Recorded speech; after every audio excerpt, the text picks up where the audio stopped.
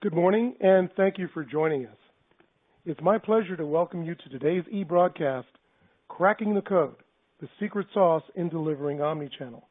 I'm Michael DeSalles, Principal Analyst with our Digital Transformation Customer Experience Practice here at Frost & Sullivan, and I'll be both your moderator and one of today's panelists.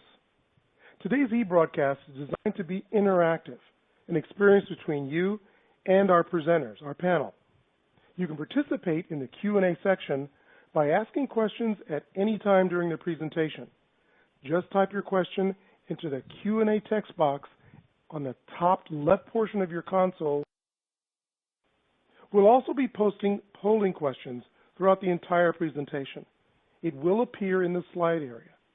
So in order to answer the polling question, please select the radio button that corresponds with your best answer and then click the Submit button. And finally, today's program will also be available on demand by visiting www.frost.com/connect so you can share this program with your colleagues. And we'll also be tweeting live during this event. So join us in the conversation by using hashtag FrostConnect, all one word. Before we get started, let's take a moment to go over today's agenda. First, I'll be giving a brief overview of customer experience trends and Frost & Sullivan's look at Omnichannel. Next, I'll host a panel discussion to answer some of the questions that you've already submitted prior to today's program. So, joining me on today's distinguished panel is first Naresh Kothari. Naresh is the Director of Business Development for EdgeVerve Systems Limited, an Infosys company. Next is Steve Riddell. Steve is the Chief Officer of Telesales for Sprint. Welcome, Steve. We've known each other for many years. And finally, my friend Al Lindner, Contact Center Business Development for Longbow Consultants. And finally, we'll open it up to allow our panelists to answer any additional questions that have come up in today's presentation. So be sure to submit your questions now. At the end of today's presentation, I'd like to ask you, our audience, to participate in a brief survey and an evaluation of today's program. The survey will appear in the center of your screen. So with all of that said, let's kick things off by asking our audience the very first polling question. Here's the question. Does your organization understand the significance of omnichannel customer experience? A simple yes or no. Great, thanks for those responses. So let me begin with what I consider some key contact center topics and developments we're seeing in 2016. First off, thought leads action. It's been, close to 4 years now since Frost & Sullivan kind of put a stake in the ground and started to develop and publish our definition of omnichannel. Borrowing heavily from the retail industry, we think that those folks really coined the term. And now we find that most industries are going forward with very widespread adoption of the concept. From customer conversations to even vendor product naming, it's out there everywhere. And there is a higher focus on intelligently adding new channels to multi-channel environments, with an eye to adding value into each channel and using analytics to glue all of the pieces together. And then there's the cloud, which is certainly an omnichannel enabler. This continues to grow, and as the hosted contact center market in North America grew about 11.8% in 2014 and 15, we believe that key legacy contact center solutions like, let's say, Avaya, other providers, are also starting to offer cloud solutions. So it's really a rarity for a solutions provider to solely offer just premise-based applications these days. Analytics continues to be a hot topic, and there's continued interest and development dollars, enterprise acceptance of enhanced analytics capability. In fact, at Frost & Sullivan, analytics is the fastest growing segment of our market for both cloud and premise-based systems. We actually forecast the market for hosted and cloud analytics to grow 17.9% in the next 5 years. But the bigger story is that every solution provider is either adding on new capabilities or adding new types of analytics, such as speech analytics, products, and almost every single one of them, we've talked about it in the past year, has poured resources into making their analytics both robust and simpler to use, which folds into another trend, and that is the redesign of both agent and supervisor desktops. And then there's big data. So I work within contact centers in our digital transformation group at Frost & Sullivan, but we also have a separate big data and analytics growth consulting practice within our Stratacast division. So for this last highlight, Frost & Sullivan has been looking closely at what impact the Internet of Things, or IoT, and the rapid and widespread adoption of technology will have on customer service and support. It really starts, however, with the changing consumer base we've got and the digital natives, we call them, that have really rewritten the rule book on how we provide customer support. Here's just a few stats to ponder. We forecast by 2020, there'll be 80 billion connected devices, 5 billion internet users, 500 devices with unique digital IDs per square kilometer. That's a lot of users and devices. So the question is, how do you support all of this stuff? Most importantly, this growth will not happen in a vacuum. There will be new disruptive technologies that will pop up along the way. And I'd like to touch on some of those now. So one of the things that has great potential in the way that customer service will be offered is the confluence of mega trends that Frost & Sullivan is tracking and omni-channel care. And we'll get into that in a moment. It's about providing frictionless and seamless customer service. But on the horizon and being seen in pockets now is how the impact that the Internet of Things and the connected world would have, almost riding on top of omni-channels, as brands look to new ways of doing things. For example, the collected living market. That holds tremendous potential to completely transform the way we buy and consume products and services. In the future, products will be offered as a service, and the new consumption models, such as renting, sharing, and swapping, will completely disrupt the markets. To some extent, this is already happening with new business models that have been created that are totally disrupting markets today. This slide has a smattering of some of the more public ones, and these models are totally disrupting what we consider the status quo. Uber, for example, for transportation, Airbnb to book accommodation, Coursera to access education, and Kickstarter to access funding. These are just a few familiar examples. What they do is they take all the qualities of an omnichannel experience and add aspects that create more immersive experiences. So here's a list of some current and future top disruptive technologies, and I won't go over all of this, but you can see on the slide some of these current and disruptive technologies might not apply directly to customer contact, but they do have the potential to further drive improvements in customer relationships.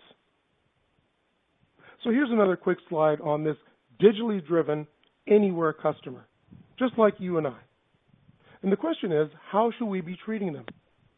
Unlike the golden rule that I learned back in the day, which was treat others like you like to be treated, in 2016, today, it's about meeting that customer where they are, like they want to be treated. And what does that look like? Well, it's a matter of engaging customers in a way that's convenient, with demonstrated competency to solve a problem or issue and make the buying, and for me, sometimes the returning of goods, a pleasant experience. Know who I am and use the information you already have about me. And then finally, proactively offer services and products that are relevant to my needs. Well, I mentioned it earlier. Here is Frost & Sullivan's stake in the ground, our definition of omnichannel. Omnichannel is really ensuring a consistent and seamless, high-quality customer experience. What's important here is ensuring that the data and the context from initial contact carries over to subsequent channels, which reduces customer effort, improves the customer interaction, and importantly, enables the business to tailor the customer journey. And there are a lot of benefits to omnichannel, as I have on this next graphic. Clearly, quicker time to market, improving proactive customer contact success, and a reduced reliance on IT. So what I've tried to do today is lay out all of the business drivers to implement omni-channel capabilities. But implementing these capabilities is a major business and technology transformation initiative, and most organizations do have several systems and applications handling different stages of the customer life cycle and different channels. We'll add to that the fact that customer experience is typically a shared function between marketing and service, and different departments or product groups within the company may have their own set of customer experience systems and applications, and that increases the complexity of this initiative. At the end of the day, the opportunities and benefits for companies to deliver omni-channel experiences to their customers certainly outweigh the challenges, which is why a majority of companies are leaning in this direction. Best-in-class organizations are really searching to orchestrate customer journeys proactively, not just reactively. And for that, analytical tools and capabilities play a critical role in order to optimize the customer experience. Let me share just a few examples of some tips and best practices of what we're seeing in the market. We think it's important to have a champion for omnichannel in your organization and make sure that all of the relevant stakeholders are all represented. There has to be a really clear strategy with stated goals and measures of success. And it's about continued education and advocacy. And finally, finding the right partnerships with the technology and solution providers to accelerate the company's growth and its competitiveness by building successful customer experiences. Here are a few companies that I feel are getting really good at executing an omni-channel strategy. Bank of America, Zappos, Amazon.com, and perhaps there's some examples that our panel members will be able to share with us. Well, that concludes my portion of the presentation. Now it's time to ask our second polling question. So here's the question. How likely are you to deploy a solution for your agents to get a 360-degree view of the customer? 1, working on a strategy for the same. 2, highly likely to deploy within the next 6 months. 3, somewhat likely to deploy within the next 6 to 12 months. 4, no plans to deploy a solution. And finally, 5, already deployed, no plans for enhancement. Let's begin our panel discussion to answer some of the questions that, again, have already been submitted by you, the audience, prior to today's program. So here's the first question. In your opinion, how is omnichannel different from multi-channel? Naresh, would you like to start us on that question? Sure, Michael. Thank you. In my opinion, multi-channel is more traditional, and many a times that actually works in silos. Some good examples like providing support to customers over channels like voice and chat were considered multi-channel. But multi-channel is much more than that. It is also about the IVR interactions, the customers visiting the ATM, the actual stores, the kiosk machines, the email, the social media, all the snail mails. All of these channels are the ones where the customers would really love to have continual experience for support. In a way, omnichannel is a seamless, integrated, and a continual experience across all of these channels. In 3 points, just to summarize, omnichannel interactions are more contextual, no matter how many times a customer may transition from one channel to another. And it does differ from various industries. For example, in the retail store, the customers may have had an interaction with the actual floor salesperson. And when they call in and look for support for their orders, it's more about the continual experience from the store to the contact center. Omnichannel is more consumer-centric with very high focus on value creation through continual experience.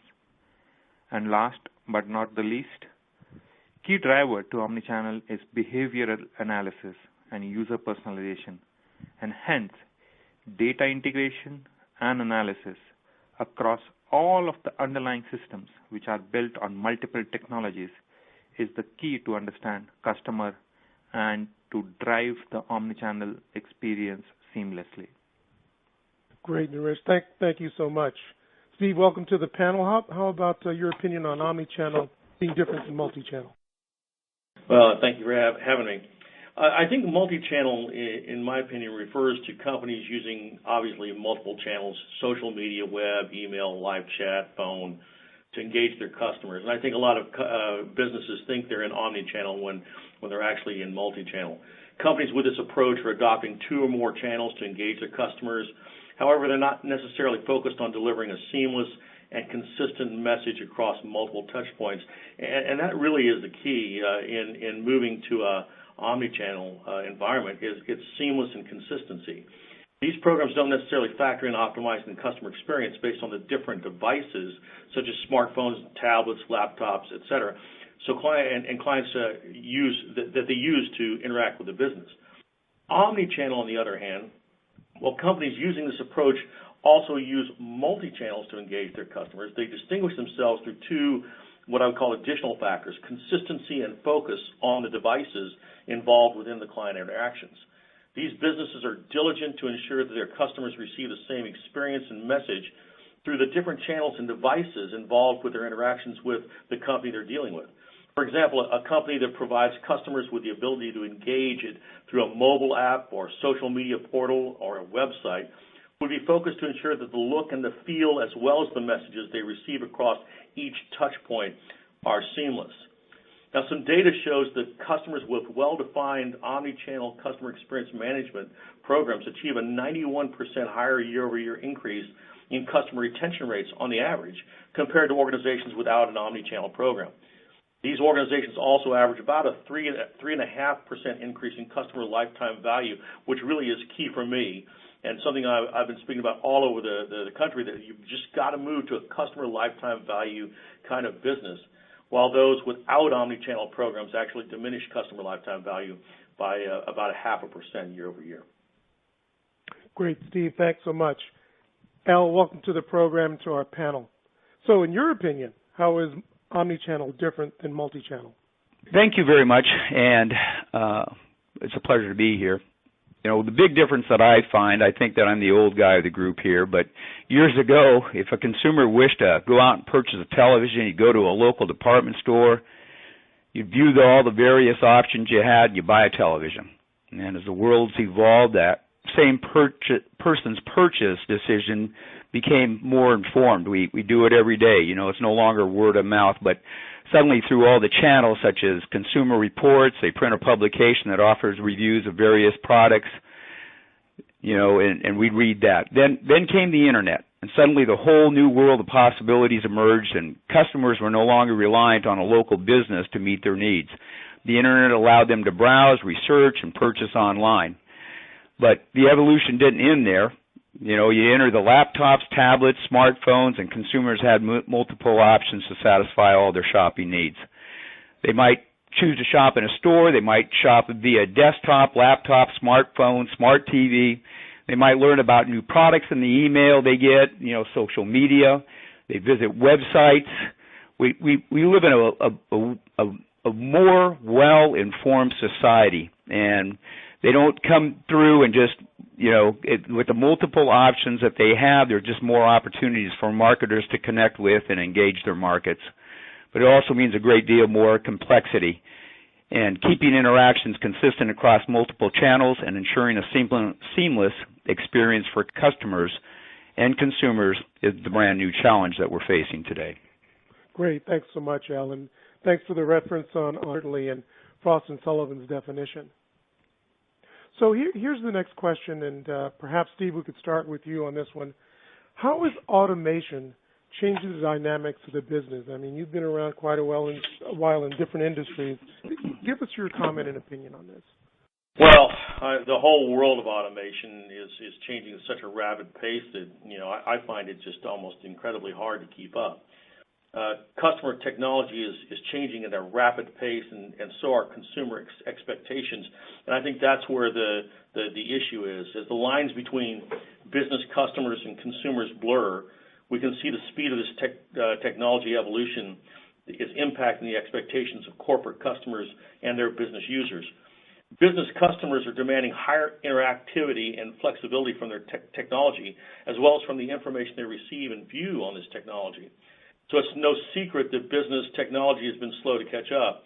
An example of slowly evolving technology can be seen like in the banking or financial services sector, where legacy core banking solutions, bolt-on channel solutions, monthly statements, et cetera, are still as pervasive as 10 years ago. However, even banks are now realizing that sending monthly statements is like taking 5 seconds in a 2-second world. So what happens when fast-changing consumer technology meets slower to evolve business technology? Well, it's creating a gap, and a gap that is not addressed, if not addressed sooner than later, can cause even the largest organization to lose a stronghold in the market. Let me give you a peek into the near future. Data from Accenture reveals there will be 25 billion devices expected by 2020.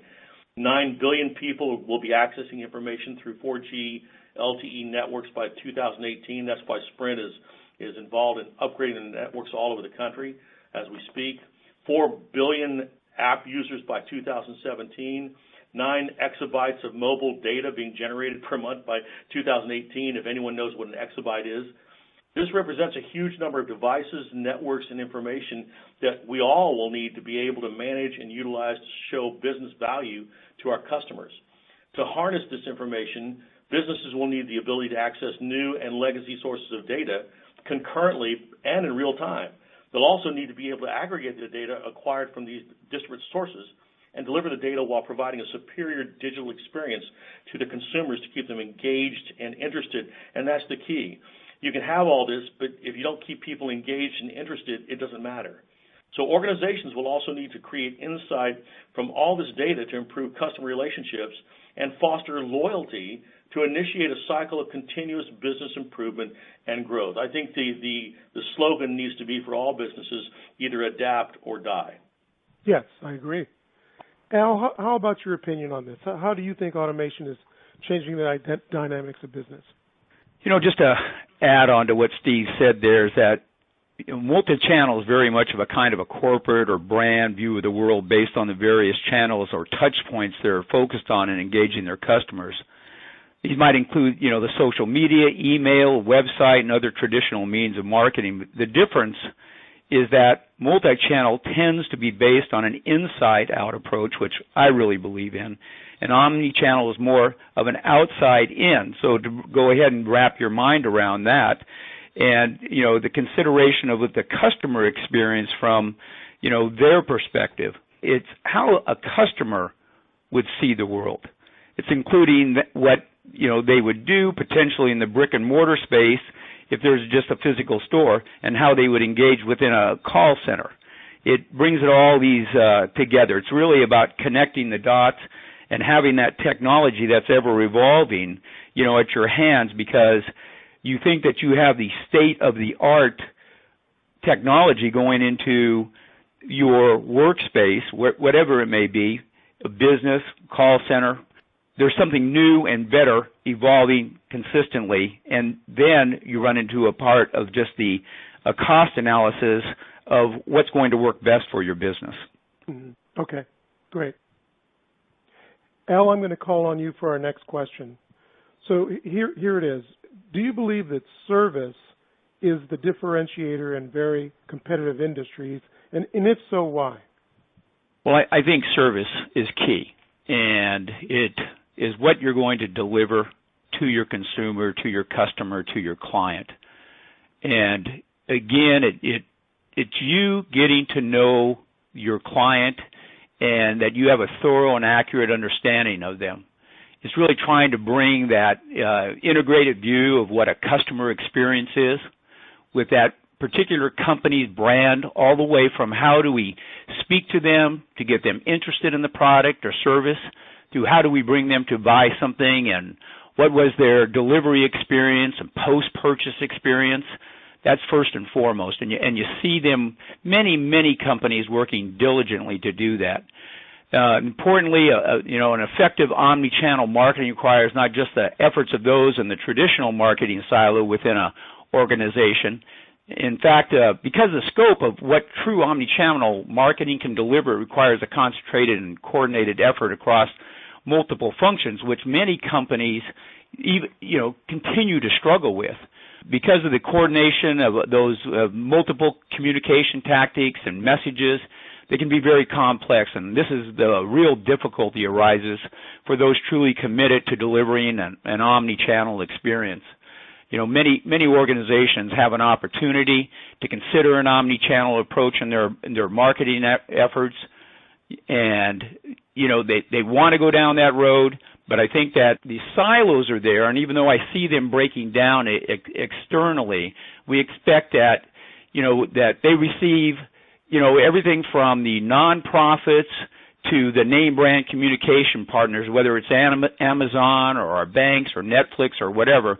We expect them to be just as digitally savvy and to know me, the donor, as the person just as much as Macy's does when it follows my wife around on the internet. Then it really comes down to the importance of collecting data from online and offline sources to identify the myriad of touch points that exist, breaking down the silos that hinder the integration of all the data, really see the customer journey and become involved in it, establishing patterns of behavior at a level. In fact, those small pieces of data become rather big pieces of data, and identifying what you will do as a brand to deliver a message that's relevant at the right time, in the right place, on the right device, as well as through any other encounters the consumer may have with your organization, whether in a brick-and-mortar environment or over the phone. Great. Thank you very much, Al. So, Steve, you're in a very competitive industry there at Sprint. Do you believe that service is a differentiator? Oh my goodness, this is something that I have been passionate about forever, and as I have moved from different organizations, it continues to be the focus. I think with all the technology, and companies are so quick in many instances to adopt technology, but at the end of the day, they forget that it all comes down to a person's ability to have a conversation with another individual and for that person to walk away feeling good about what they did. And I think you see this happening in our industry, especially with the fact that it's losing its face and many times it loses the relationship. We are getting this idea finally, I think, that the Sprint experience matters. And by the way, it's the experience that could be used almost universally anywhere in any company. I define the experience in three ways. Number one, it's all about the solutions we provide. If I'm on a phone call with somebody or interacting with somebody via web chat or any of the other channels, I need to be able to provide them with solutions, either for solutions to their issues so they can buy a product or solutions to their problems that will make it better. And we often lose sight of that. I can give you example after example of organizations have lost their way in providing solutions. Look at the airline industry. They're so caught up in the cost side of things, but they forget it's that customer who pays to get on that plane and sit and they want to have a good experience, not fight with somebody over fees or anything else that comes along the way. So it's all about the solutions we provide. The better the solutions, the better the customers will love us. But then it gets down to this omni-channel strategy, which is all about the ease of doing business. We can have focus on solutions, but if we don't make it easy for people to want to do business with us, they're going to put their money right back in the pocket and they're going to go somewhere else. And it's the technology should be helping us make it easier, but it's changing so rapidly that this is a very complex process, and especially for any business who's trying to connect all the worlds. But if you don't get it right, the ease part will go away, especially as people try to interact with you. Right. Thanks so much. And Al, like you, I vote in my wallet, and oftentimes if it's not going well from a service perspective, another company is just a mouse click away. Thanks very much. We'll go on to our next question. And Naresh, if you would be kind enough to answer this one to start us off, here's the question. Based on your experience in various industry verticals, what are some of the biggest challenges facing these industries while they're trying to serve their customers? As we all know that customers are vital for the survival of any industry, and customer service is usually the only contact the companies will have with their customers. So the challenges in terms of providing that great customer service in spite of having great products to offer to the customers are the disparate systems which are built on multiple technologies and are not integrated to provide that seamless customer service. That is the biggest challenge that most of the companies in various industries are facing. There are systems that have been built on AS400 mainframe systems, and there are these newer technologies. These are platforms which are providing useful information to the agents to provide service to the customer, but at the same time, these are also the systems which are not talking to each other. That is the biggest challenge that the industry is facing today with respect to the integration of all of these disparate systems. Second, I would say lack of real-time insights and information that has to come from all of these underlying systems is also one of the bigger challenge, where the customer is looking for more real-time response and an accurate response for their queries. Third, I would say enabling the customers with the right support at the right time is very important, not just for customer experience, but also for omni-channel support. As an example, while many companies have opted to provide chat to the customers when they are browsing and providing proactive chat based on how much time and the patterns on the website, at the same time, many customers may not be comfortable directly interacting with an agent over the chat, but would rather prefer a voice or an email. So it is very important that companies understand the customer behavior and provide the right support at the right time to the consumers. Finally, understanding the customer demands, expectations, and keeping up with new trends in the service industry across all of the channels and the devices and the kind of interactions that the customers are having. That is the key to drive customer experience and one of the biggest challenge that the industry is facing today to provide that unique omni-channel experience.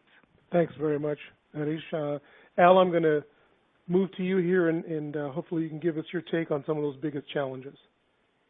Being and again is being focused on where I am, and I'm in the trenches with the salespeople of the world and the customer service agents, and going back with Naresh, just the integrations of systems. I look at it as the integration of systems in the workforce, and the employees themselves and the knowledge base and familiarity that they have in the use of the varying platforms that somebody brings into their company. How effective are they in interacting with the customer or the client, and their ability to go ahead and deflect into whatever social style that customer has and following through the patterns and being able to talk intelligently when somebody calls in, as opposed to asking them one more time, what is your question? And Omnichannel provides that. But at the same time, you have what I have found to be, one of the, I guess, biggest challenges is getting people to integrate, because many people don't stay up to date on the varying platforms that are available, the varying systems. They're at times clunky to navigate, tough to get around, and to look at it, because the customer, the consumer, and their acceptance and use of the technology and their motivation is and to have that, I guess the best way to describe it is that back and forth session, so that you know exactly what your customer wants, where they're going, and to join them in that journey, not direct them in that journey, but be more of a co-pilot to guide them into your products, into your sales, and to know what's their hedonic motivation? Is it price value? Know their habits? Don't understand their individual differences, namely when it comes to age, gender, and experience.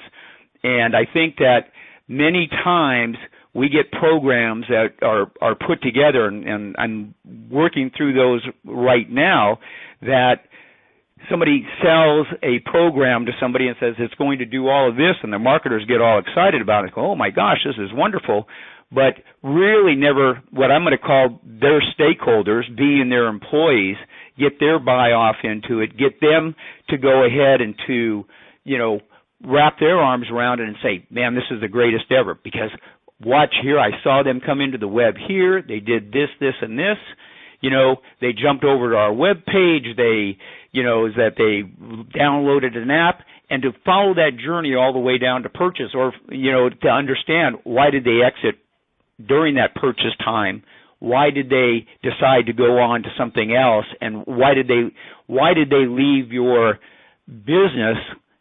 What didn't you fulfill? And I think that, to me, is one of the biggest obstacles, and challenges that I face, and I'm sure that many of our listeners face that same obstacle and challenge. Great. Thank you so much, Alan. Steve, as you mentioned, you've moved around in a lot of different organizations, so very interested in your take in terms of biggest challenges as industries are serving their customers. Well, thanks, Michael. This is probably the biggest area that most people face, and they really have a hard time dealing with it, I think. And I'm going to take a different take than the other two that you just heard. I take a look back at the airline industry. Customer care and customer service is a big problem for people to understand, but they're taking a take on it that looks at customer service or customer care as a cost channel. And so the attempt is to drive out all the cost, and in doing so, companies are shifting all the burden onto their customers. Again, I'll go back to the airline example. The other day, I walked in to check in for an airline. I'm a Gold Deluxe member, and I went there. I'm supposed to get great service. And what I found out I had to do was go to a kiosk, print my own boarding pass, print my own bag tag, and then tag my own bag, and then take my bag over to a guy on the other side of the terminal. I got to tell you, the more we put emphasis on driving customers' effort, then we're going to really face some serious challenges. Right. Thanks so much for that perspective, Steve. So let's move to our next question. Naresh, if you wouldn't mind kicking it off for us. Here's the next question. Why is there a need for a collaborative platform, this might be a tough one, to connect front and back-end operations? Naresh? Now, with most of the companies, whether it is the front-end and the back-end operations, the users in both of these business centers, they have to work out of multiple disparate applications. CRM, ERP are some of the examples that are used by the front office and back office operations. These applications are used in silos without any data share and are highly disconnected with respect to the business processes. On a long term, it impacts customer satisfaction as well as increases the cost of the operations. There is a huge demand and a need for a collaboration platform that can integrate these both front-end and back-office operations. Another reason for the need to have a more collaborative platform is to provide a 360-degree view of the customer to the agents in both of these operations so that they can take the right decision and a more collaborative decision to address customers' issues. The collaborative platform will also provide a unified and a complete view of the customer, thereby increasing the operational efficiencies, whether it is the first call resolution or reduction in the average handle time when the front office agents spend with the customers. And not only that, a unified collaborative platform improves the agent efficiencies and experience, and in turn, overall customer experience. And finally, one of the big drivers to providing a collaborative platform would also be robotic process automation that is enabled through collaboration platform that increases the efficiency by automating all of the repetitive tasks that are performed by the agent while resolving the issues of the customer. So in a way, I would say there is a great need. Many companies have adopted collaborative platform or are in the process of adopting various collaborative platforms, but it is very, very important that the front and the back end operations are connected to provide a seamless, unique experience to the customer. Great, Naresh. Thanks so much. Well, panel, we're going to move to our very last registration question, and I'm sure this is why the folks on the line have really hung in there with us and want to know. And the question is this: what then is really the secret sauce in delivering omni-channel customer service? And Steve, I'd like to start with you. Well, I think we've covered a lot of ground today, and I would say a couple things. One, it's really understanding the differences between omni-channel and multi-channel. And if you really can start there, I think you can begin to start seeing a path to where you can finally get these things connected. It's connecting those different channels into a seamless and consistent message across all the channels, and understanding that the people want to deal in the channel they're most comfortable buying in. I think the second thing is understanding that every decision has consequences, and sometimes unintended consequences. We can drive a cost out of care, but it comes at an expense to the customer experience in many instances. And I think most businesses fail to understand the connection between care and experience. And I will tell you that, if you take a look at Zappos, for example, I've gone there many times and spoken with Tony, and his belief is that even if you don't buy, he wants to spend as much time with you because at some point in time, he knows if he gives you a great experience, you're going to come back and you're going to buy from them. They'll even make recommendations to other competitors of the shoes that you can buy from them if they don't carry them. And this is, I know is contrary to what standard normal thinking is. But if we can ever understand that people, if they have a memorable experience, whether they buy or not, they'll continue to want to come back. Think of the restaurants you go to. Why do you go back? Think of a store that every time you walk in, you just have a great experience. Number one store is Nordstrom's that I hear, and I speak all over the world, and people know about Nordstrom's, and I'm sure they've had bad customer experience. But how did Nordstrom's come to the point where people will say that name as opposed to any other name that comes to mind? It's just this consistency of message and consistency of experience that matters.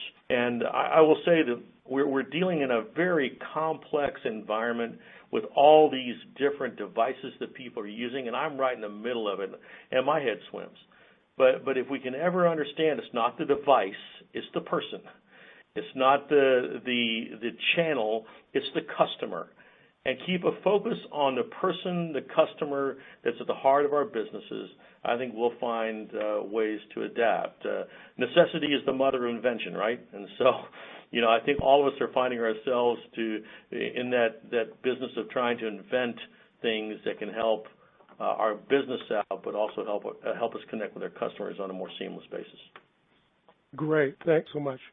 Naresh, can you share with us your secret sauce in delivering omni-channel customer service? Sure. I think today's consumers are expecting more and more.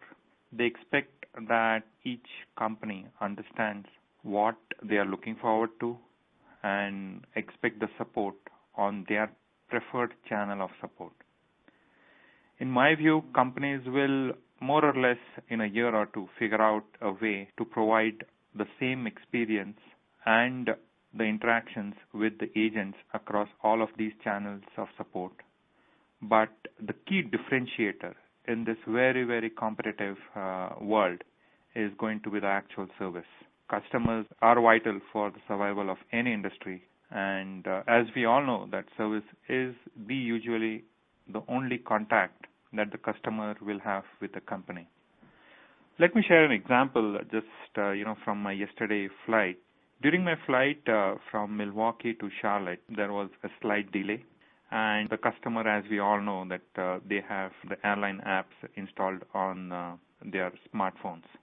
Passengers who had a connecting flight, they were very anxious that whether they will be able to get to their connecting flight, and they expected the airline company to understand that the flight is delayed by only 10 minutes, and they should figure out a way that some of their passengers are in this flight and will take some time to reach to the connecting flight, and they should not let that flight fly before they onboard that flight. So in a way, customers are expecting more, and there is a need to integrate all of these channels of support where customers can get help on a real-time basis and companies can address their problems. And ultimately, I would say Internet of Things in the consumer retail world is constantly evolving. And let's say, if I pass through a pharmacy and my mobile phone has an alert that I have a prescription to pick up as I may have run out of medicine, that is also one of the expectations that, the consumers may have in this changing world. So those are the experiences and those are the key differentiators that will drive omnichannel experience and will, I would say, differentiate companies from the rest. Naresh, thanks so much for that very thoughtful answer. So Al, would you like to share with us your secret sauce in delivering omnichannel customer service and close this out for us? Yes, thank you, Michael. I agree with Naresh and Stephen, and probably can't put it as eloquently, but I really believe in that outside-in approach. And when you look at it with that concept, it's really about understanding how to eliminate the effort from the customer experience. And that may sound very obvious, but I think it often gets missed. There is a tendency to go ahead and to consider that many channels available today to connect with consumers are simply more options to be used. That's more of a multi-channel approach. Omnichannel involves using data to understand where effort exists in the customer experience and how to remove rather than add the effort. It's really, it doesn't matter what you call it, as long as your efforts to serve, to create a fantastic customer experience. That's the most important part as we take this journey down. And there isn't a one-size-fits-all approach. It just doesn't work. Every company has finite resources, and it's key to understand your audience path to engagement or purchase to inform where your investments should be.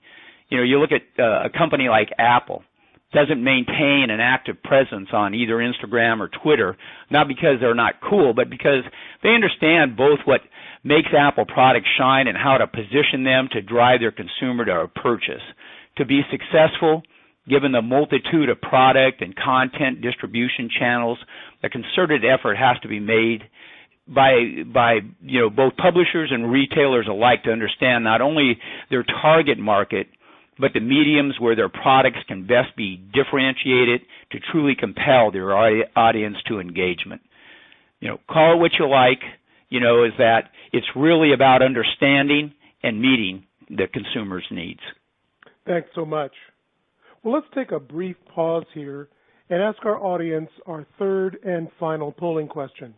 Here's the question. Would you be interested in knowing more about software robotics to increase agent efficiency and customer satisfaction? Yes or no? At this time, I'd like to ask our audience to take a brief survey to evaluate our program. And while you're providing feedback, we'll be reviewing the results of our polling questions and spend more time answering some of your live questions that have been submitted during today's program.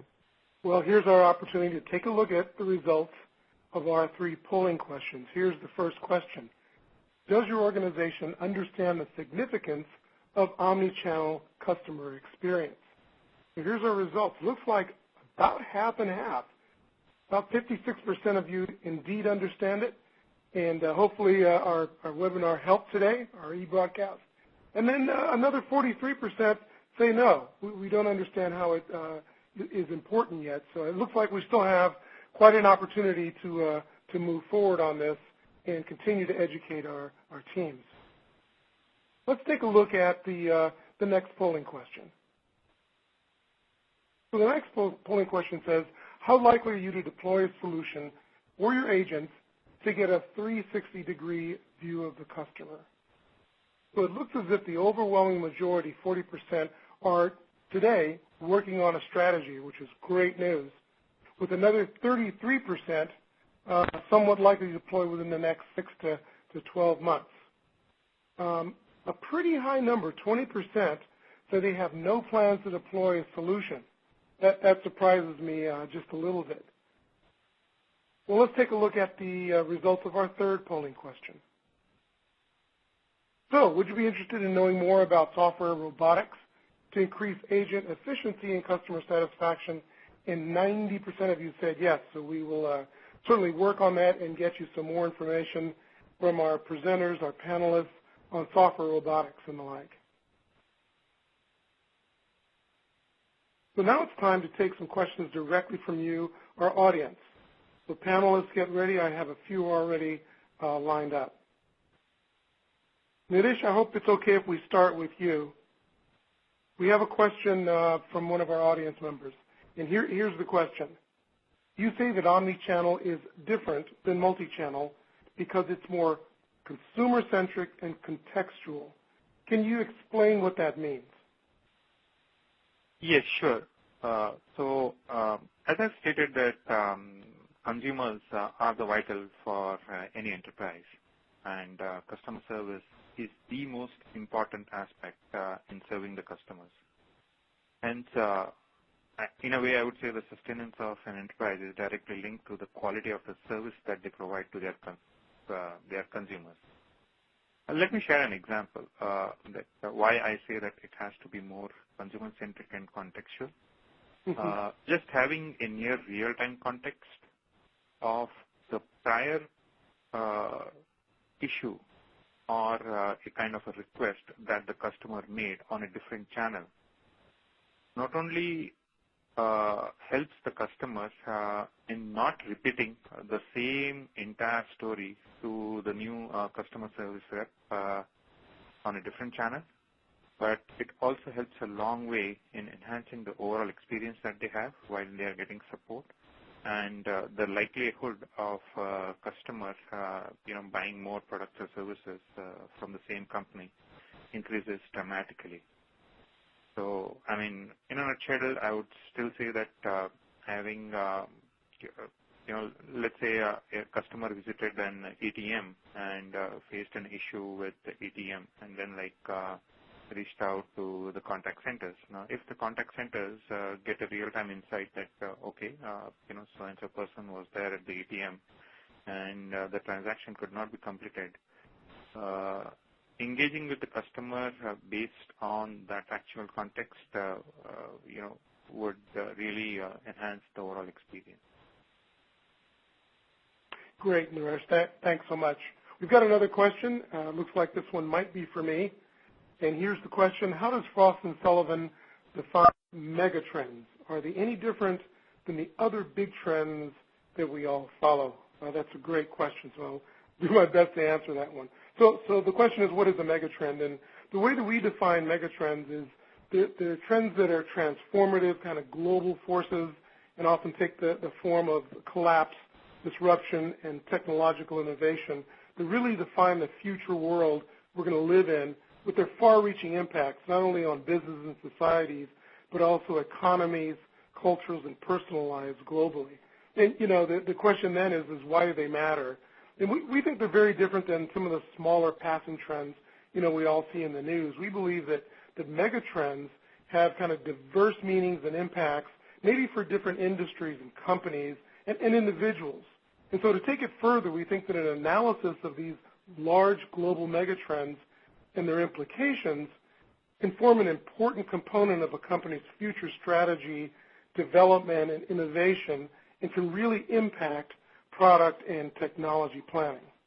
So I hope that helps. Al, we've got a question for you here.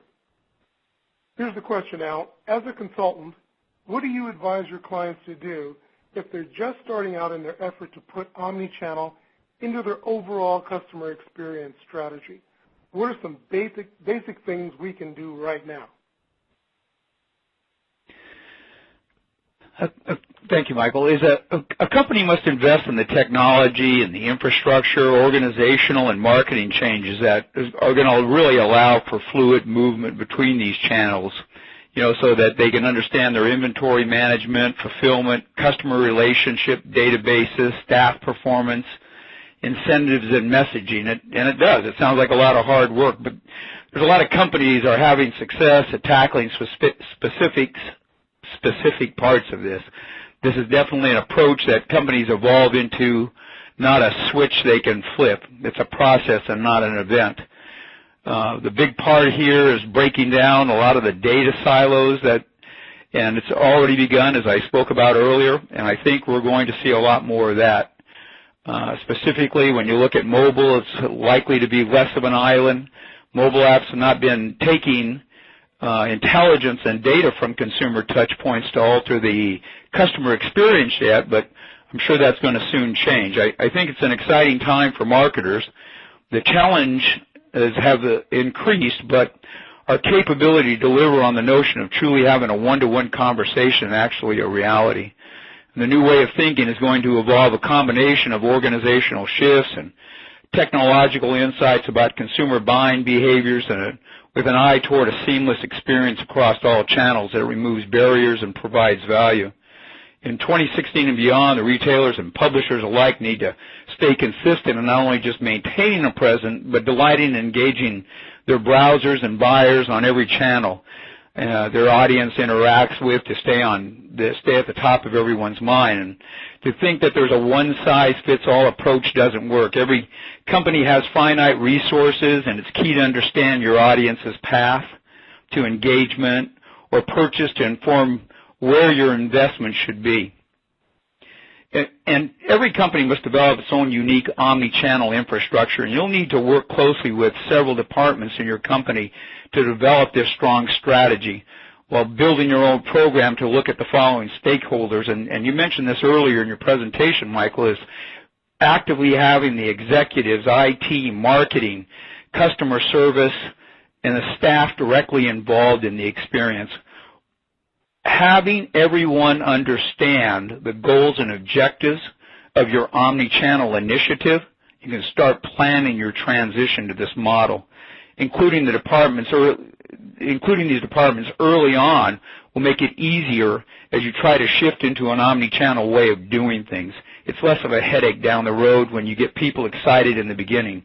Ultimately, your strategy should consist of a strategic plan to build a coherent, aligned experience across multiple platforms, which may include any and all of the channels featured in that we've talked about today.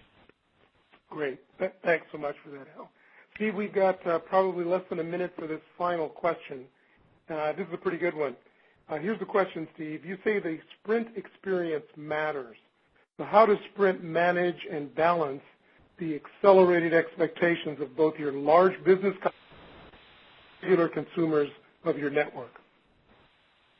Well, when you think about the customer experience, we break it down in three pieces. The three components are customer solutions, ease of doing business, and when they end that interaction with you, we want them to all have a rewarding experience. And so when you think of solutions, there are different solutions that are provided to our enterprise customers than are to the regular retail customers. But the reality of it is that customers, no matter whether they buy in retail or whether they buy in large business, they have demands, and we need to meet those demands by making it easy for us to not only interact with them, but them to interact with us. And I think we need to also remember that any time we interact, that if we do it in such a way that customers really like what we've done and we provided them value and they enjoy the experience, they will want to tell everybody else. And at the end of the day, that's what Omnichannel is all about, is broadening your reach through the kind of experience that matters. And when that happens, customers flock to you. Outstanding. Thanks so much, Steve. Well, let me thank our panel, Naresh, Steve, and Al, for outstanding content, your opinions and perspectives. That's about all the time we have right now for this portion of our Q&A. But let me remind all of the registrants for today's program, you will receive a $250 credit voucher towards an upcoming Frost & Sullivan Executive Mind Exchange. And if you submitted any questions that were not answered on the e-broadcast, a member of the panel will follow up with you shortly. Also, final note, if you missed any portion of this e-broadcast or want to share it with others, an on-demand version will be available at www.frost.com/connect. So thank you, everyone, for taking the time to join our e-broadcast today. This is Michael DeSalles from Frost & Sullivan signing off.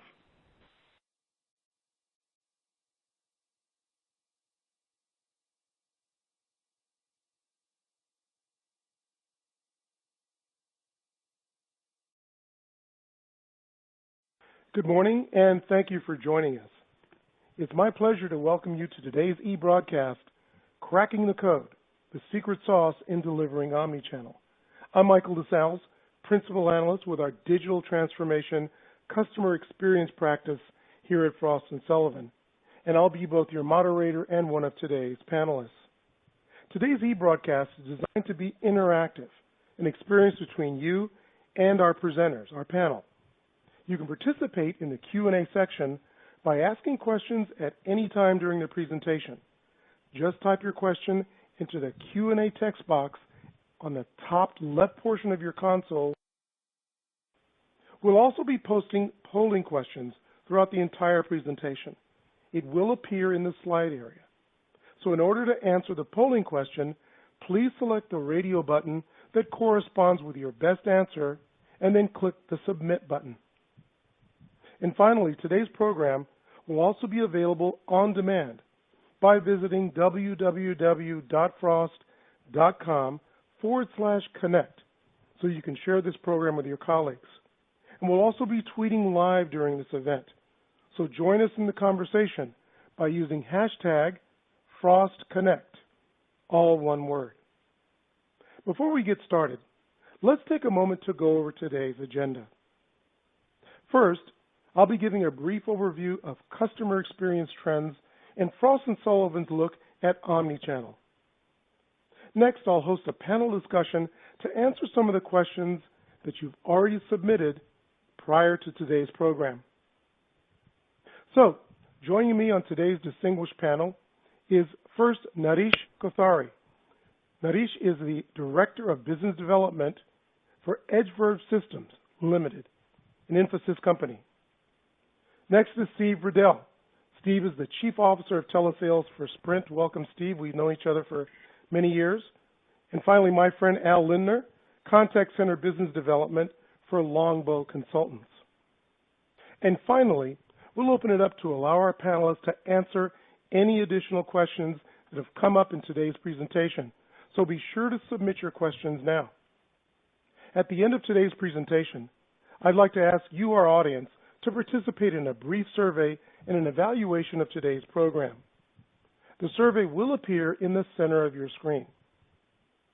So with all of that said, let's kick things off by asking our audience the very first polling question.